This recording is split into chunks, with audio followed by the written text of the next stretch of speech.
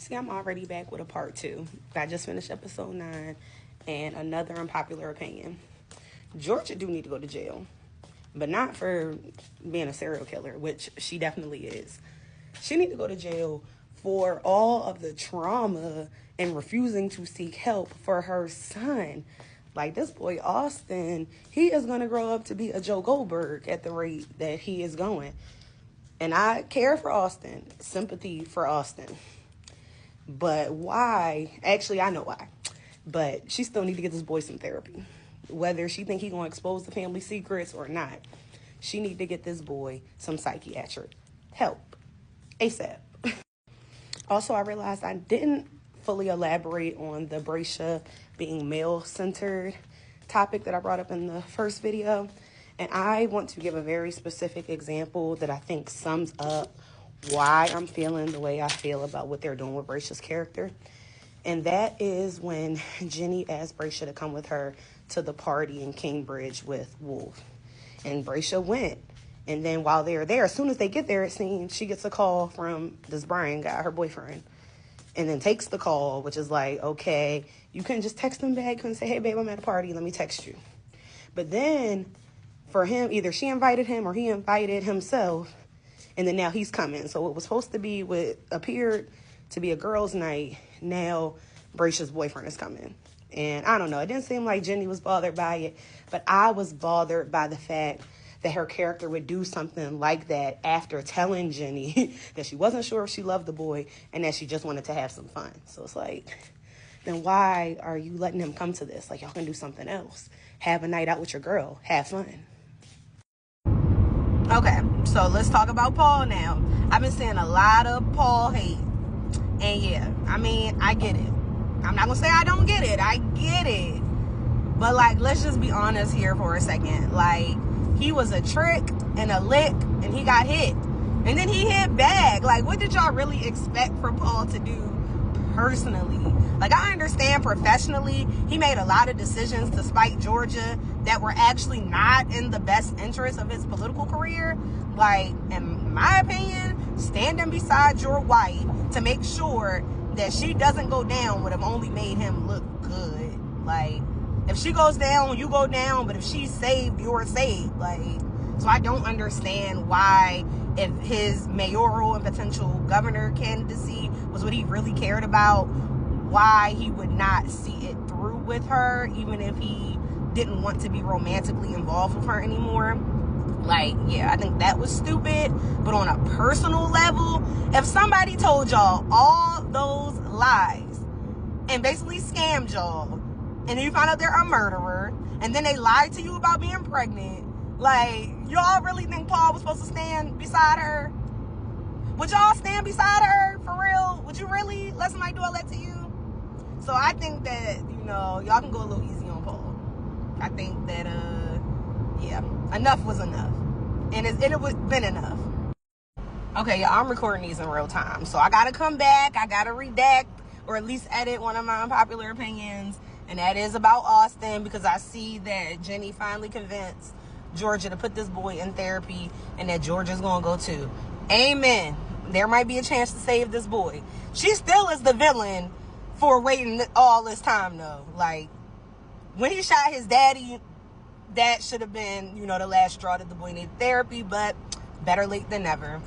Ellen. I was really holding off on having any commentary about Ellen because I just want to say I get it. Again, just like Paul, like, I get it. She was in Wellsbury before Georgia got there and before they had a friendship, and if Georgia was to leave town and run away like she tried to do, Ellen would still have to be there dealing with all of the town politics. So I understand not talking bad about Georgia, trying not to pass any judgments, at least externally, you know, that would make Georgia look any worse, but also having to take some space and distance as a friend when you find out that your friend is not who you thought they were, and that, you know, they purposely were hiding stuff from you. And we're adults, so I get it.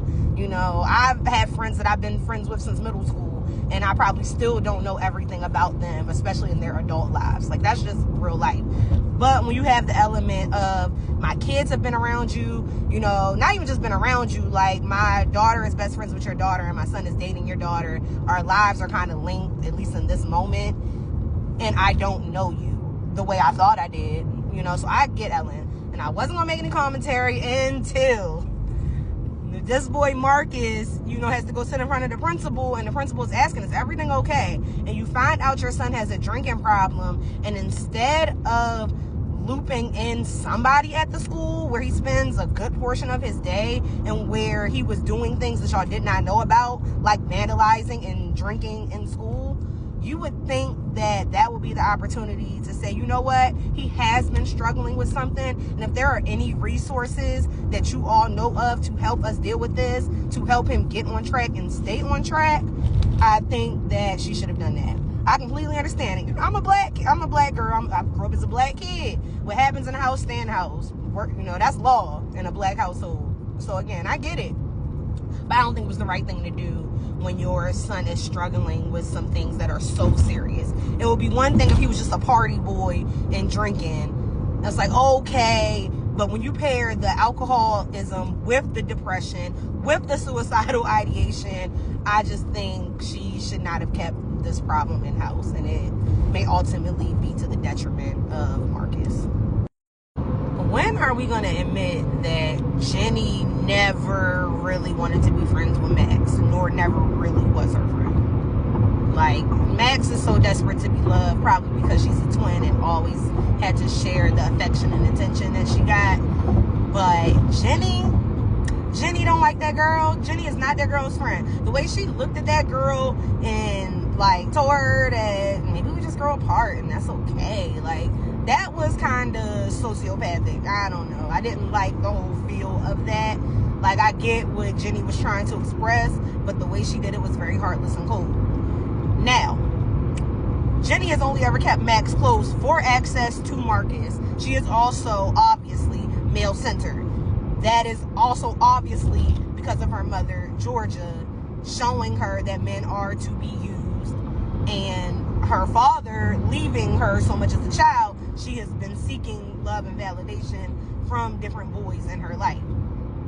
Still doesn't give her an excuse to use Max and feign friendship with her just so that you could be close or have a reason or an excuse to be close to her brother, so that people are not questioning, you know, why you're over there and what's going on, even though they all know it's for Marcus and they give Ginny a pass.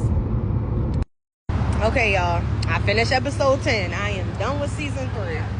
And I think that my last unpopular opinion is going to have to be about Joe. Now, we all love Joe. Everybody's shipping Joe and Georgia. And after everything Georgia been through, I do still think that she deserves good, healthy love. I think we all do. However, if Joe willingly puts himself into the situation after being a confidant for Georgia and knowing everything, but also being a confidant and a fly on the wall for all of the men in her life, when he was giving them beers and sitting behind the bar, ear hustling and listening to everything Georgia has put them through, from Zion to Paul to Gil. If he willingly puts himself in that, then he gets whatever he deserves. And I think Joe deserves the world, but Joe got to choose the world. And if he chooses Georgia over his ultimate peace and happiness, then whatever chaos ensues, he's going to deal with it. And I ain't going to have no sympathy or empathy for him, because unlike everybody else, she put it all out there on the table for Joe. So he can think that's romantic and not realize that he is being manipulated just like every other man. Y'all get the point. Point is, Joe don't really need to be with Georgia, even though I know y'all want them together. And if he chooses her,